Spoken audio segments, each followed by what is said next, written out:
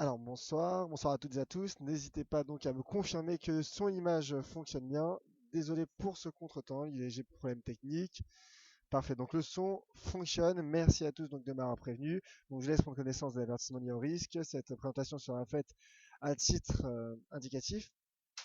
Alors voilà, n'hésitez pas à me confirmer sur le chat, tout va bien. Merci Patrick, merci Bamut, merci tout le monde. Donc, merci à tous de m'avoir confirmé que tout fonctionnait parfaitement. Alors, en gros, ce que je disais tout simplement, c'est que les marchés actions rebondissent et confirment leur reprise haussière. Ça s'explique notamment par les spéculations qui sont faites sur une intervention accommodante de la BCE jeudi prochain. Il y a également les PMI en zone euro qui sont ressortis supérieurs aux attentes du consensus, l'indice PMI manufacturier. Il y a eu le taux de chômage en zone euro qui a été révisé à la baisse à 10,3%. Et dans ce contexte, donc, il y a également l'euro qui s'affaiblit et donc qui soutient les marchés actions. Et dans ce contexte, les indices actions, les marchés qui rebondissent et qui confirment leur reprise. En tout cas, pour l'indice pan-européen Eurostock 50 est aux portes donc des 3000 points. Teste ce seuil qui pourrait valider justement cette reprise haussière. Alors en cas de franchissement sur des 3000 points en cas de confirmation de cette bougie journalière, le support à 3140 points pourrait être envisageable pour cet indice, l'indice de référence européen, donc l'Eurostoxx 50. Le CAC 40 également qui progresse et qui franchit les 4300 points et donc prochaine cible à 4500 points pour le CAC 40. Le CAC 40 qui prend 1,16%, l'Eurostoxx qui au moment où je vous parle prend 1,61% et le DAX qui prend 2,23%. Dans les derniers échanges, le DAX qui, en bougie journalière, semble effectuer un Marubozu, en tout cas une figure qui ressemble au Marubozu. Alors le Marubozu voilà, il s'agit bien d'un Marubozu car il s'agit d'une bougie dégradée, d'une longue bougie dégradée de ses mèches et c'est une bougie de continuation, un pattern de continuation qui pourrait justement confirmer cette reprise haussière et le DAX pourrait à moyen terme aller chercher le seuil à 10 000 points. Le seuil à 10 000 points. Donc, en tout cas, l'information est que les marchés actions poursuivent leur rebond et semblent valider ce rebond technique. Ajouté à cela, il y a également eu le cours du pétrole qui était aussi qui rebondissait tout au long de la séance, malgré un léger repli technique en fin de séance. Et d'ailleurs, on voit que finalement, en daily, le Brent est toujours haussier. Donc, pour le moment, le cours du Brent et du pétrole poursuivent leur hausse. Le cours du Brent UK Oil, donc, qui retrouve ses plus bas niveaux de 2008, il l'a déjà retrouvé hier en franchissant le seuil à 36,20. Et donc, le pétrole, finalement, également semble confirmer son rebond. Et cette droite de tendance baissière, proche donc des 45, pourrait être envisageable si les négociations se poursuivent entre les pays membres de l'OPEP et la Russie, donc qui concernant un gel de production. Techniquement, donc ça enverrait le cours sur ce croisement, sur cette droite, sur cette oblique baissière. D'ailleurs, pour l'US Oil également, donc le WTI également qui repart à la hausse et qui tente de franchir cette oblique baissière formée depuis l'été 2014. Et donc en cas de franchissement, les 36,18 sur le WTI qui est son plus bas niveau de 2008 serait également envisageable.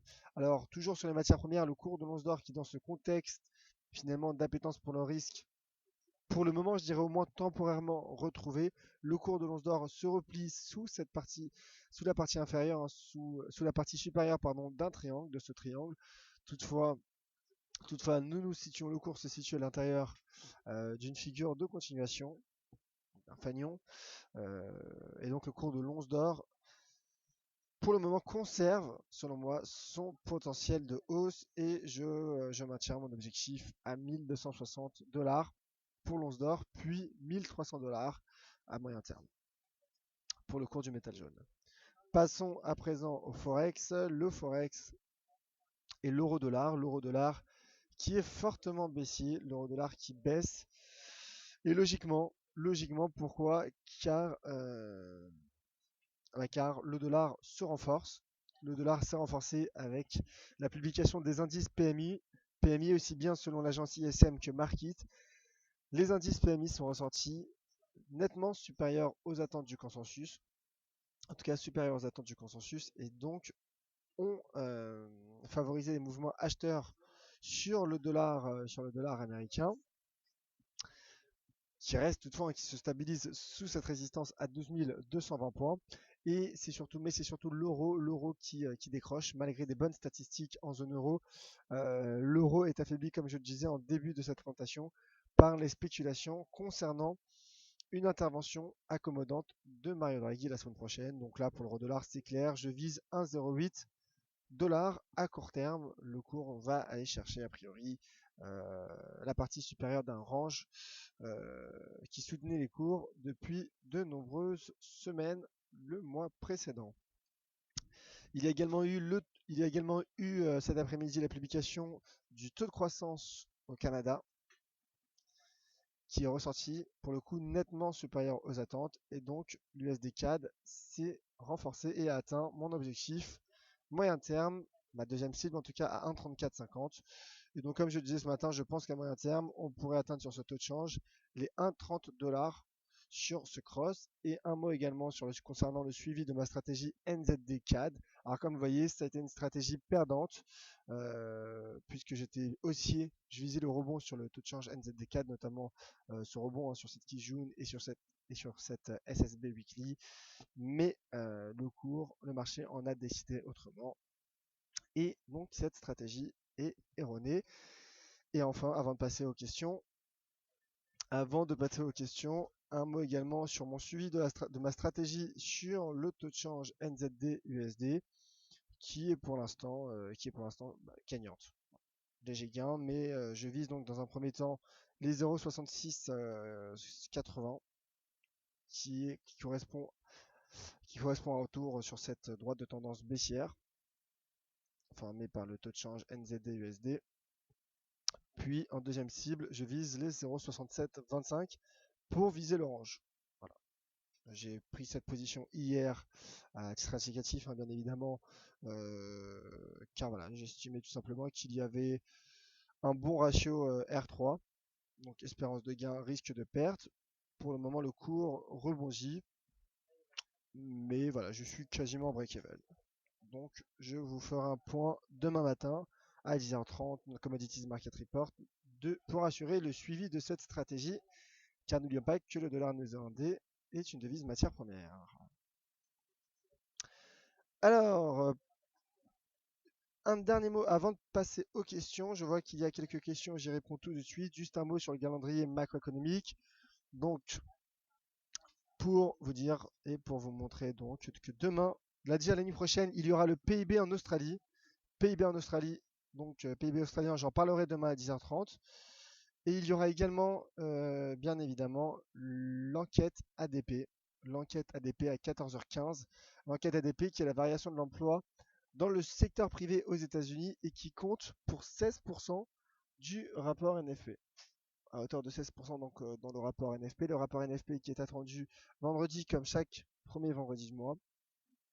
Et bien évidemment, et c'est peut-être également avec l'enquête ADP, la statistique qui aura le plus d'importance a priori demain, c'est bien évidemment la publication des stocks de pétrole aux États-Unis selon l'agence d'information de l'énergie et ce sera à 16h30. Mais j'en parlerai demain matin également dans mon analyse pétrole dans le Commodities Market Report. Voilà donc pour le calendrier. Passons aux questions. Et questions de la part de Rafchen.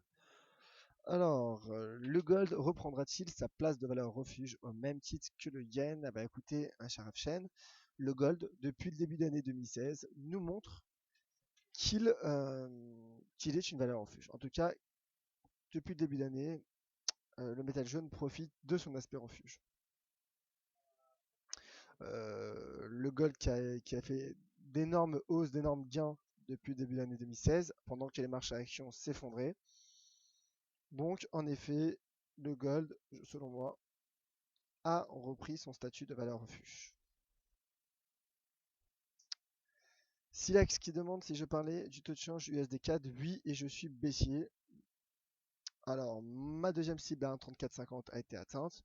À moyen terme, je vise 1,30 pour le taux de change USD CAD. Voilà. Je suis clairement baissier.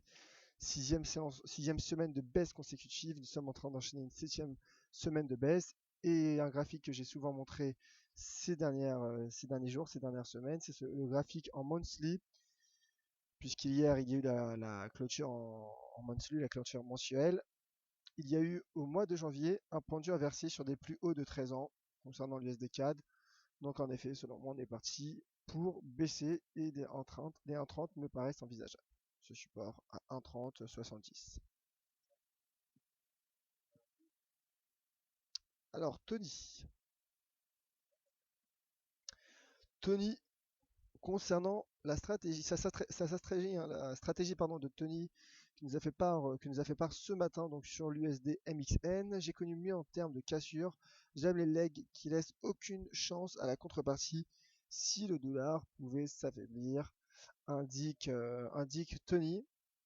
En effet, le taux de change USD MXN qui est également sous pression, d'une part avec la fragilité du dollar américain et d'autre part avec le rebond du pétrole qui profite au peso mexicain car le peso mexicain est également corrélé au cours du pétrole. Alors moins que le dollar canadien, mais il est tout de même corrélé au pétrole.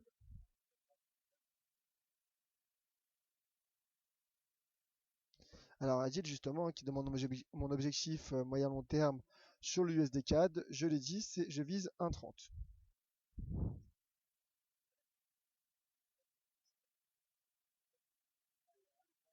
Alors je vois beaucoup de messages sympathiques, j'en profite pour vous remercier. Et autre question peut-être. Alors, JS, bonjour, conseilles-tu d'utiliser l'indicateur CCI au lieu du RSI sur les commodities? Écoutez, vous savez, les indicateurs, c'est très subjectif selon moi, car c'est chacun selon finalement son interprétation et sa familiarité avec l'indicateur. À titre personnel, j'apprécie l'indicateur RSI, notamment concernant les divergences. Après, si certains d'entre vous apprécient l'indicateur CCI, libre à vous. Hein. C'est des indicateurs, l'utilisation des indicateurs et des stratégies trading sont vraiment propres à chaque analyste ou à chaque trader particulier. Donc, c'est une question très subjective, mon cher JS, mais en effet, j'utilise plus le RSI. Et je n'utilise pas ou très peu le CCI.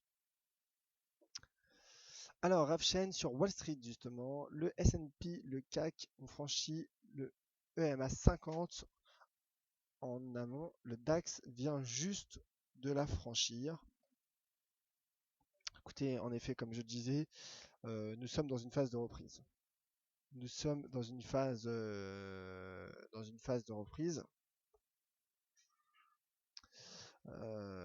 Et donc, nous sommes dans une phase de reprise et cela se confirme notamment donc par le franchissement d'indicateurs. Donc, en effet, hein, voilà.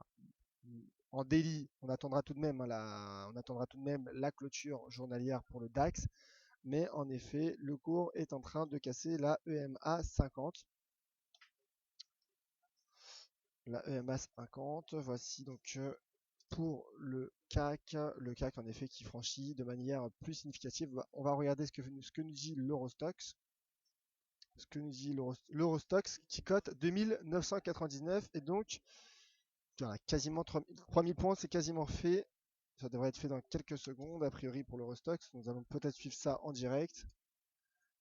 Et l'Eurostoxx également qui tente de franchir cette EMA 50. Alors un mot sur Wall Street tout de même, hein, comme vous l'avez rappelé, comme vous me l'avez rappelé ma chère Ravchen, et notamment le S&P 500 qui est bullish,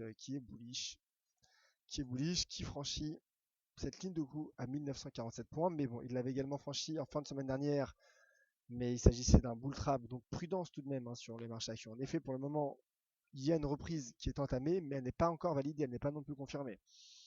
Il faudra suivre. Hein. On a eu des bull traps la semaine prochaine, donc prudence tout de même.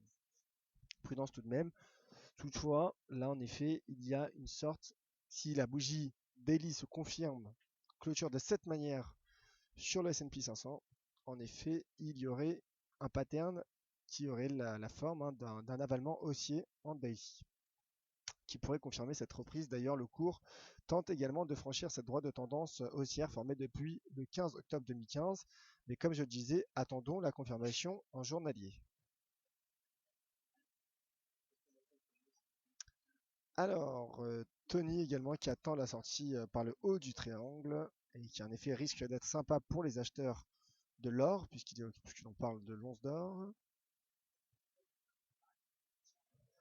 Alors, question de la part de Adil qui demande si l'Eurocad peut aller plus bas de 1,43. Donc si l'Eurocad peut aller sous les 1,43. Alors, l'Eurocad, justement, c'est un graphique que je regardais dans l'après-midi. Un article d'ailleurs sur l'Eurocad et GBP-CAD sera mis en ligne dans quelques minutes, tout de suite après cette closing bell, notamment sur des stratégies vendeuses. Mais tout de suite, donc, l'Eurocad pour répondre à Adil. L'Eurocad, écoutez, oui, je suis baissier sur Eurocad et je pense en effet que le cours peut aller sous les 1,43. Le cours a selon moi un potentiel de baisse. Euh, donc en effet, je suis baissier Eurocad. Nous avons un niveau à 1,40 à surveiller. Et fondamentalement, l'euro est affaibli, le dollar canadien est bullish. Donc oui, selon moi, sous les 1,43 me paraît envisageable.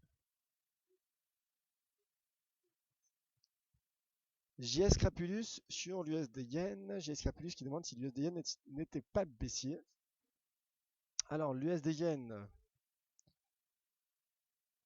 Le problème de l'USD Yen, mon cher JS Crapulus, c'est que le Yen, qui est une valeur refuge, souffre finalement de ce climat d'appétence pour le risque temporairement, du moins retrouvé, au même titre que l'once d'or. Donc, en effet, l'USD Yen rebondit, d'autant plus que l'USD, donc le dollar américain, est bullish aujourd'hui. Mais le cours ne franchit pas non plus de résistance. Le cours ne franchit pas non plus de résistance. Il y a un range qui commence à s'installer depuis quelques séances, avec une résistance à 114, quasiment 114 de yens. Donc il faudra surveiller. Mais le dollar ne franchit pas non plus de résistance. Donc le taux de change USD Yen se stabilise en effet dans un range, mais garde selon moi un risque baissier.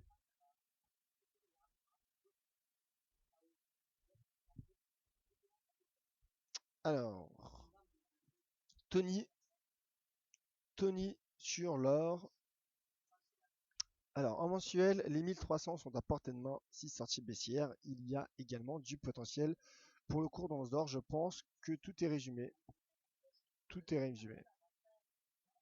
Même en weekly, on voit qu'en weekly, les 1300 sont proches. Et en mensuel, j'imagine encore plus. D'ailleurs, on remarquera la bougie haussière du mois de février. Et en effet, c'est le seuil à 1240 finalement. La résistance à 1240 qui bloque les cours pour le moment. Mais 1300 en effet paraît à portée de main. Cela reviendrait à retrouver les niveaux de janvier 2015. Mais voilà, selon moi, il y a un potentiel de hausse. En monthly, on a confirmé cette sortie par le haut de ce biseau. Donc, je suis haussier pour le cours de l'once d'or. Voilà, mon cher Tony.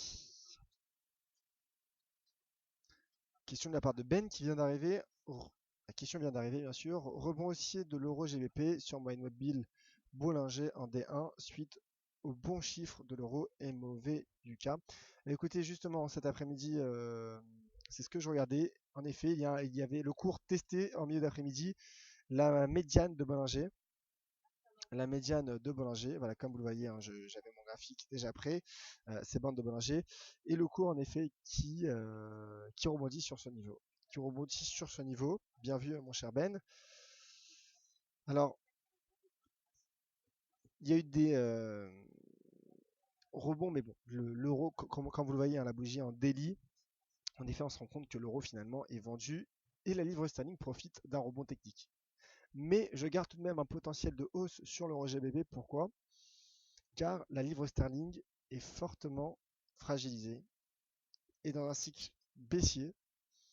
Alors, en effet, il y a un rebond technique sur la livre sterling, mais elle reste faible selon moi. Alors, concernant les taux de change, les paires avec la livre sterling, je ne pense pas que l'euro GBP soit la meilleure stratégie, car l'euro est également faible, affaibli par les spéculations sur la BCE de jeudi prochain. Je pense qu'il y a mieux à faire, notamment sur le GBP CAD ou sur le GBP USD ou encore GBP Yen. Euh, Toutefois, bon, en effet, techniquement, l'euro GBP rebondit sur la moyenne mobile de Bollinger pour vous répondre, mon cher Ben. Et donc, il faudra surveiller ce niveau. Voilà donc pour cette question. Alors, plus d'autres questions sur le chat. Merci à tous de votre attention. On se retrouvera donc demain à 10h30 en amont de la publication des stocks de brut aux États-Unis et de l'enquête ADP. Je ferai un point notamment sur ma stratégie NZD USD qui pour le moment rebondit tranquillement, le cours rebondit. D'ici là, je vous attends sur Twitter @yoavnizar. Merci Tony, merci à tous pour vos commentaires très sympathiques sur le chat. Très bonne soirée et à demain 10h30. C'était Yoav Nizar.